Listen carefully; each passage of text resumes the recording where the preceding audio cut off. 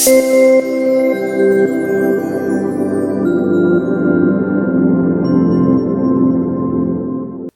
సన్నిధి ఛానల్కి స్వాగతం. అయ్యప్ప స్వామికి సంబంధించి మనం ఎన్నో కథలు వింటూనే ఉంటాం. అలాంటి ఒక కథ గురించి ఈరోజు మనం తెలుసుకోబోతున్నాం. వీడియోలోకి వెళ్లే ముందు కొత్తగా ఈ ఛానల్కి వచ్చిన వారైతే ఛానల్ని సబ్స్క్రైబ్ చేసి బెల్ ఐకాన్ని క్లిక్ చేయండి. ఆల్ నోటిఫికేషన్ ఆన్లో పెట్టుకోవడం మర్చిపోవద్దు. లేట్ చేయకుండా వీడియోలోకి వెళ్ళిపోదాం. అయ్యప్ప స్వామికి అసలు పరిష్కరించలేని సమస్య ఒకటి ఉంది. శ్రీకృష్ణదేవరాయల కాలంలో అయ్యప్ప స్వామి ఒక శిల్పి కలలో కనిపించి తన విగ్రహం ఒకదానిని చెక్కమని, అది ఎలా ఉండాలంటే తన ఎడమ చేయి మోకాలిపై వేసుకొని కూర్చున్నట్టు, కుడి చేయి ముక్కుపై వేలు వేసుకొని ఉన్నట్లుగా ఉండాలని చెప్పాడు. ఆ శిల్పి, అయ్యో మీరు అలా ఉండడం ఏంటి స్వామి అని అడిగాడు. దానికి స్వామి, నేను ఏ రూపమునైతే కోరుకున్నానో ఆ రూపంలో నేను ఆ శిల్పాన్ని చెక్కాలి అని చెప్పాడు.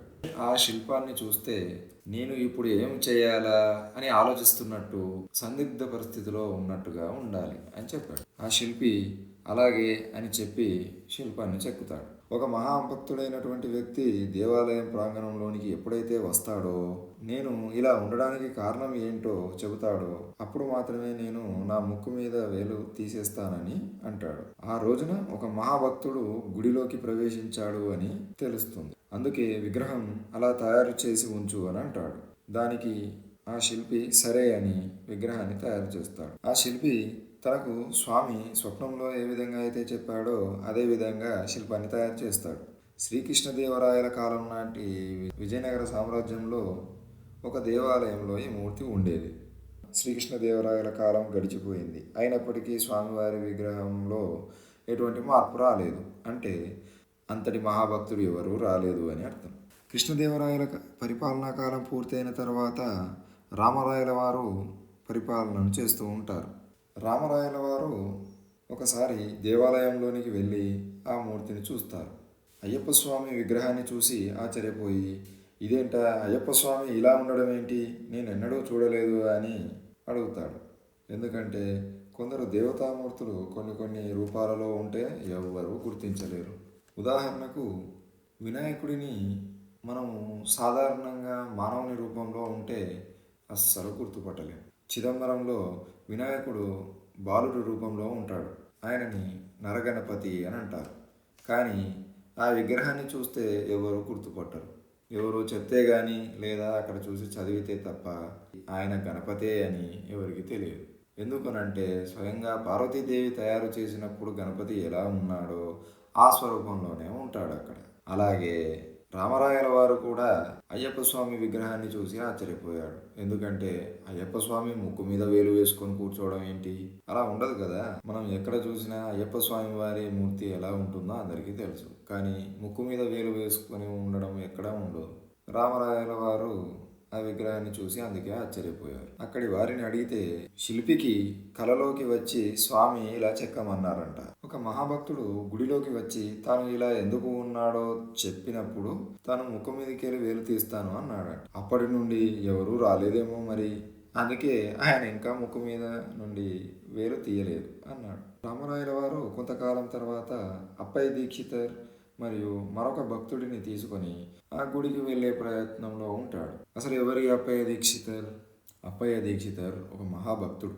ఆయన సామాన్యమైన వాడు కాదు, మహా ఉపాసకుడు. ఆ కాలంలో పిచ్చి పడితే తాను ఎలా ఉంటాడో గమనించడానికి తలుపేసుకొని పిచ్చి పట్టేందుకు అవసరమయ్యే మందును తిన్నాడు. తనకు పిచ్చి పట్టినప్పుడు ఏం చేస్తాడో రాసుకోమంటూ తన శిష్యులకు చెబుతాడు. ఆ మందు ప్రభావము 1 గంట పాటు ఉంటుంది. ఆ గంటసేపు పిచ్చెక్కినప్పుడు ఆయన చేసిన స్తోత్రం శివుడిపై అత్యద్భుతమైన స్తోత్రం, ఉన్మత్త స్తోత్రం అంటారు. ఆయనకు పిచ్చి తగ్గాక తలుపులు తీసిన తన శిష్యులు చదివి ఆయనకు వినిపించారు. మీరు ఆ పిచ్చిలో పరమశివుణ్ణి ఇలా స్తోత్రం చేశారు అని చెప్పారు. అంతటి మహాభక్తుడు ఆయన. పిచ్చిలోనూ మహాదేవునిపై స్తోత్రము చేసినటువంటి గొప్ప వ్యక్తి ఆయన. అంతటి మహాభక్తుడు. ఆ అప్పయ్య దీక్షితర్ను వేరొక భక్తుడిని కూడా తీసుకొని రామరాయల వారు లోనికి వెళ్ళారు. అప్పయ్య దీక్షితర్ శివభక్తుడు, కానీ విష్ణుద్వేషి కాదు. ఆయనకు శ్రీ మహావిష్ణువు ఉన్న, శివుడిగా ఉన్న పరమేశ్వరుడు అంటే భక్తి. రెండవ ఆయనకి విష్ణు స్వరూపం అంటే ఇష్టం, కానీ ఆయనకి శివస్వరూపం అంటే ఏమాత్రం నచ్చదు, అస్సలు సహించలేడు. రామరాయల వారు అయ్యప్ప స్వామి విగ్రహం చూపించి ఇలా ఎందుకు ఉన్నాడు అయ్యప్ప స్వామి అని ఇరువురిని అడిగాడు. విష్ణువును తప్ప శివస్వరూపాన్ని అంగీకరించలేని భక్తుడు ఇలా అంటాడు. అయ్యప్ప స్వామి ఆలోచిస్తున్నాడు, నేను విష్ణువు కుమారుడిని కాబట్టి చాలా అదృష్టవంతుడిని, కాబట్టి బ్రహ్మతో సమానమైన వాడిని. ఎందుకంటే శ్రీ మహావిష్ణువు యొక్క నాభి నుంచి వచ్చిన కమలంలో నుండే కదా బ్రహ్మదేవుడు పుట్టాడు. నేను చాలా ధన్యుడిని, విష్ణువు కుమారుణ్ణి కాబట్టి నన్ను దేవతలందరూ స్తోత్రం చేస్తూ ఉంటారు. దేవతలు కూడా నా ముందు నిలబడి నన్ను పొగడవలసిందే. అంతటి శక్తివంతుడినే, కానీ ఇబ్బంది అంతా ఈ భూతనాథుడు నా తండ్రి అవడమే. శివుడి చుట్టూ ఉండే భూతగణాలు ఆయన కొడుకునవ్వడం వలన నా చుట్టూ కూడా తిరుగుతూ ఉన్నాయి అని బాధపడుతున్నాడండి అని చెప్పాడు. అందుకే ఆయన ముక్కు మీద వేలు వేసుకున్నాడు అని అన్నాడు. ఇలా చెప్పినా కూడా అయ్యప్ప స్వామి వేలు తీయలేదు. అయ్యప్ప స్వామి వేలు తీశాడంటే వచ్చినవాడు మహాభక్తుడై ఉండాలి, తన మనసులో ఉన్న భావాన్ని పట్టుకున్నవాడు అని అర్థం. అలా జరగలేదు అంటే అంతటి మహాభక్తుడు ఈయన కాదు అని తెలిసింది. ఇక రామరాయల వారు అప్పయ్య దీక్షితర్ వంక చూసి, అయ్యప్ప స్వామి ఇలా ముక్కుపై ఎందుకు వేలు వేసుకున్నాడో మీరేమైనా చెప్పగలరా అని అడిగాడు. అప్పుడు ఆయన అయ్యప్ప స్వామి ఇలా అనుకుంటున్నాడని చెప్తాడు. నేను నా తల్లి అయిన పార్వతీదేవిని తలుచుకుంటున్నాను. పార్వతీదేవి అయ్యప్ప స్వామి తల్లి ఏంటి అనుకుంటున్నారా? నా తండ్రికి భార్య కాబట్టి నా తండ్రి భార్యలందరూ నాకు తల్లులే, కాబట్టి అయ్యప్ప స్వామికి పార్వతీదేవి కూడా తల్లే.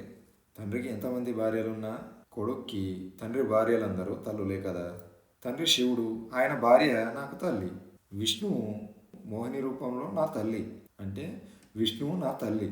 కానీ వచ్చిన సమస్యల్లా లక్ష్మీదేవి, శ్రీ మహావిష్ణువు యొక్క భార్య లక్ష్మీదేవి. లక్ష్మీదేవిని నేను ఏమని పిలవాలా అని ఆశ్చర్యపోతున్నాడండి. తండ్రి భార్యలందరూ తల్లులు అవుతారు, కానీ తల్లికి భార్యలు ఉండరు కదా. విష్ణువు నాకు తల్లి, తల్లి అయినప్పుడు ఆయనకు భార్యలు ఎందుకు ఉంటారు? ఉండరు. మరి లక్ష్మీదేవి నాకేమవుతుంది? నేను ఏమని పిలవాలి? అసలు నేను లక్ష్మీదేవి దగ్గరకు వెళితే నేను ఏమని పిలవాలా? నాకు లక్ష్మీదేవికి ఉన్న బంధుత్వం ఏమని వస్తుంది అసలు అని అయ్యప్ప స్వామి ఆలోచిస్తున్నాడు రాజా అని అంటాడు. ఆ మాట అన్న వెంటనే అయ్యప్ప స్వామి ముక్కు మీద వేలు తీసి వెంటనే అభయహస్తం పెట్టాడు. రామరాయల వారు వెంటనే సంతోషించి అప్పయ్య దీక్షితర్ మెడలో పూలమాల వేసి సత్కరించారు. నీవు స్వయంగా అయ్యప్ప స్వామి మనసులో ఉన్న రహస్యాన్ని కనిపెట్టావయ్యా అని పొగిడారు. మరి ఈ సమస్యకు పరిష్కారం ఏమైనా ఉందా అని ప్రశ్నించగా దానికి బదులుగా అప్పయ్య దీక్షితర్ ఇలా సమాధానం ఇచ్చాడు. ఇప్పటికీ ఎప్పటికీ దీనికి పరిష్కారం అంటూ ఏమీ ఉండదు అని చెప్పాడు. ఎందుకంటే తల్లికి భార్య ఉండదు కాబట్టి అయ్యప్ప స్వామి వారు లక్ష్మీదేవికి ఏమని పిలవగలడు అని చెప్పాడు. ఈ విధంగా అయ్యప్ప స్వామి వారికి ఇప్పటికీ తీరని ఒక సమస్య ఉందని చెప్పవచ్చు. దానికి పరిష్కారం ఎవరు చూపించలేరు. వారికి మధ్య బంధుత్వాన్ని ఎవరు సరైన రీతిలో గుర్తించలేరు. అయ్యప్ప స్వామి లక్ష్మీదేవిని ఏమని పిలవాలో ఇప్పటి వరకు ఎవరు చెప్పలేదు. వీళ్ళు కాదనే చెప్పాలి. ఈ వీడియో కనుక మీకు నచ్చినట్టయితే లైక్ చేయండి, కామెంట్ చేయండి, షేర్ చేయండి. ఛానల్ని సబ్స్క్రైబ్ చేసుకొని బెల్ ఐకాన్ని క్లిక్ చేసి ఆల్ నోటిఫికేషన్ ఆన్లో పెట్టుకోవడం మర్చిపోవద్దు.